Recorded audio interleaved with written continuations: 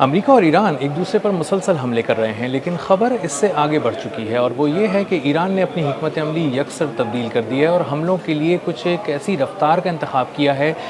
جو امریکی حکام کے وہم و گمان میں بھی نہیں ہے، اور وہ یہ سوچ رہے ہیں کہ اگر اسی رفتار سے اور اسی پریسیجن کے ساتھ حملے ہوتے رہے تو مشرق وسطی کی کسی ایئر بیس پہ کوئی دفاعی سامان بچ نہیں سکے گا۔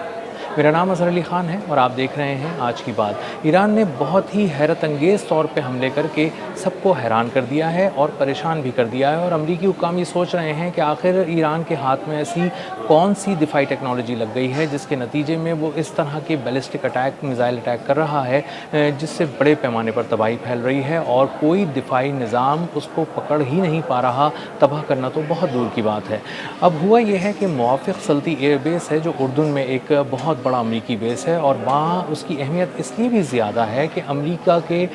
بہت سے طیارے وہاں پر پارک کیے جاتے ہیں، کھڑے کیے جاتے ہیں، تیار رکھے جاتے ہیں تاکہ کہیں پر بھی حملہ کیا جائے، اور اب چونکہ ایران سے جنگ ہو رہی ہے اس لیے موافق سلطی ایئر بیس کی اہمیت پہلے سے بہت زیادہ بڑھ چکی ہے، اور اسی لیے جب وہاں سے بہت زیادہ اٹیکس کیے جا رہے ہیں ایران پہ، تو ایران بھی جواب میں موافق سلطی ایئر بیس پر مسلسل حملے کر رہا ہے۔ لیکن 2 روز پہلے موافق سلطی ایئر بیس پہ جو حملہ کیا گیا اس نے امریکی حکام کو حیران بھی کیا اور بہت زیادہ پریشان بھی کیا، اور اس کی وجہ یہ تھی کہ ایرانی میزائل اس طرح نہیں آئے جس طرح پہلے آتے تھے۔ آسان الفاظ میں کہیں تو امریکہ جس ایران کو جانتا تھا اس بار ایران وہ نہیں رہا، اس بار ایک نیا ایران سامنے آیا ہے۔ ایرانی بیلسٹک میزائل فائر تو کیے گئے لیکن انہوں نے اپنی ٹریجیکٹری پوری کرنے کے بعد منور کرنا شروع کر دیا، اور ان کی جو رفتار تھی وہ انتہائی تیز تھی، پہلے سے کہیں تیز۔ یعنی بیلسٹک میزائل کی جو ٹریجیکٹری ہوتی ہے وہ کچھ اس طرح سے ہوتی ہے کہ جب بیلسٹک میزائل زمین سے فائر کیا جاتا ہے تو وہ بالکل اوپر تک جاتا ہے، اور اوپر جب اپنی میکسیمم ہائٹ کو پورا کرتا ہے تو اس کے بعد نیچے کی طرف آتا ہے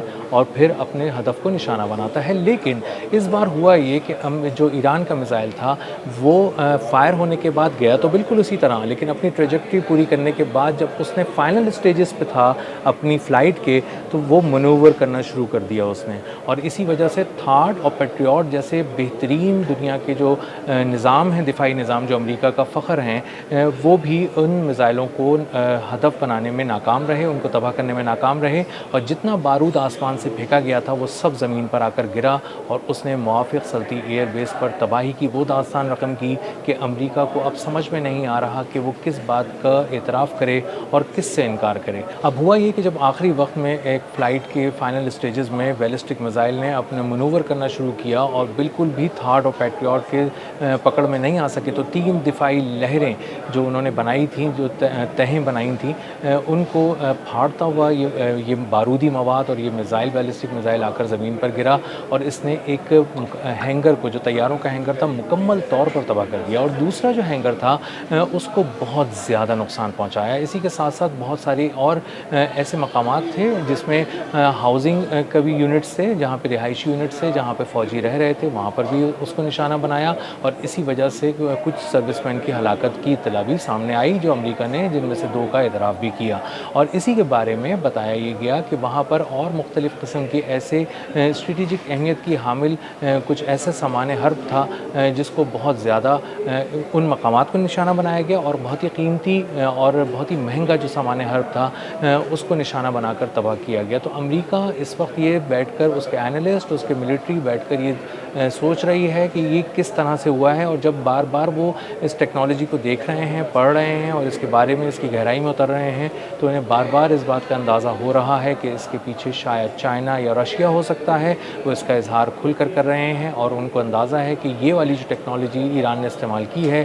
یہ کم از کم ایران کی اپنی ٹیکنالوجی نہیں ہو سکتی۔ یہ ضرور ہے کہ اس کے بیلسٹک میزائل ایران میں تیار ہو رہے ہیں، لیکن اس میں جو ایک ایڈوانس لیول کی ٹیکنالوجی ہے وہ کم از کم ایران اپنے پاس اس نے ڈیولپ نہیں کی ہوئی، اور وہ کہیں اور سے لے رہا ہے۔ اور اگر ایسی بات ہے تو اس کا سیدھا اور صاف مطلب یہ ہے کہ بہت سے قیمتی طیارے، بہت سے ہیلی کاپٹرز، بہت سا ویئر ہاؤس میں رکھا ہوا کروڑوں ڈالر کا سامان اس وقت غیر محفوظ ہو چکا ہے۔ خود امریکی فوجی جو سب سے زیادہ قیمتی ہیں، کیونکہ امریکہ کے لیے اپنے فوجیوں کی جان بہت قیمتی ہے، وہ بھی غیر محفوظ ہو چکے ہیں، اور اب یہ دیکھنا پڑے گا کہ امریکہ کو کہ مشرق وسطیٰ کی کون سی ایئر بیس پہ اب رہنا ہے اور کون سی ایئر بیس سے اپنی بہت ساری چیزوں کو سمیٹ کے نکال دینا ہے. اور ایسا نہیں ہے کہ یہ سب ابھی دیکھا جا رہا ہے اور اس کے تخمینے لگائے جا رہے ہیں. اصل میں ہوا یہ ہے کہ ایک MQ-4C ٹرائٹون جو ان کا $250 ملین کا ایک انتہائی مہنگا سرویلنس ڈرون ہے اور جو ایران کے لیے یہاں منگوایا گیا تھا، اس کو مشرق وسطیٰ سے روانہ کر دیا گیا ہے اور اس کو اردن کی بیس سے ہی روانہ کیا گیا ہے. اور اس کی بنیادی وجہ یہی ہے کہ یہاں پر وہ انتہائی غیر محفوظ ہو چکا تھا اور پہلے ہی امریکہ اپنا ایک انتہائی قیمتی مہنگا ترین $250 ملین کا MQ-4C ٹرائٹون آبنائے ہرمز کے اوپر گنوا چکا ہے اور وہ کہیں گم ہو چکا ہے، تباہ ہو چکا ہے. نہ وہ زندہ حالت میں ملا، نہ اس کی لاش ملی. وہ 52,000 فٹ کی بلندی پہ پرواز کر رہا تھا، اچانک 9,000 فٹ کی بلندی پر آ گیا، نارتھ ایسٹ کی طرف مڑا جو دراصل ایران کی جگہ ہے اور اس کے بعد وہ غائب ہو گیا. US کا جو 5th فلیٹ بحرین میں تعینات ہے، وہاں کے 2 ہیلی کاپٹرز وہاں سے اڑے اور وہاں جانے کی انہوں نے کوشش کی اور اس کو بہت زیادہ تلاش کرنے کی کوشش کی، لیکن نہ اس کا ملبہ ملا، نہ ہی وہ کسی زندہ حالت میں ملا اور وہ دوبارہ امریکہ کے پاس نہیں آ سکا. اور یہ $250 ملین کا ایک ڈرون ضائع کرنے کا مطلب کم از کم 2 F-35 اسٹیلتھ ٹیکنالوجی کے حامل طیاروں سے بھی مہنگا ایک نقصان ہے جو امریکہ کو اٹھانا پڑا ہے. تو امریکہ اب مزید دوسرا کوئی نقصان نہیں اٹھانا چاہتا تھا، اسی لیے اس نے اردن کی ایئر بیس سے اپنے ڈرون کو واپس بھجوا دیا. اسی طرح انہوں نے اس سے پہلے A-10C تھنڈر بولٹ جو طیارے تھے واٹ ڈاگز، ان کو بھی واپس بھجوایا اور وہ تقریباً ایک اسکواڈرن تھا جو 12 طیاروں پر مشتمل تھا جس کو واپس بھیج دیا گیا. اور اس کا مطلب یہ تھا کہ اب امریکہ زمینی کارروائی کا ارادہ نہیں رکھتا ایران کے اندر، کیونکہ یہ طیارے جو تھے وہ نچلی سطح پر پرواز کر کے فوجیوں کو، گراؤنڈ فورسز کو سپورٹ کرتے ہیں اور اس میں لگی 30 mm کی توپ ٹینکوں کے بھی پر اڑا دیتی ہے. تو وہ نچلی سطح پر پرواز کر کے بہت بڑے پیمانے پر تباہی پھیلاتے ہیں اور جب گراؤنڈ صاف ہو جاتا ہے تو امریکی فوجی آگے بڑھتے رہتے ہیں. اور اگر ان طیاروں کو واپس بھیجا گیا ہے تو اس کا سیدھا اور صاف مطلب یہ ہے کہ وہاں پر اب کوئی گراؤنڈ فورس، کوئی گراؤنڈ انویژن کرنے کی تیاری فی الحال امریکہ اس پوزیشن میں نہیں نظر آ رہا. اور آنے والے دنوں کے اندر اگر اس نے ایسا کوئی پلان اس کو بنانا پڑا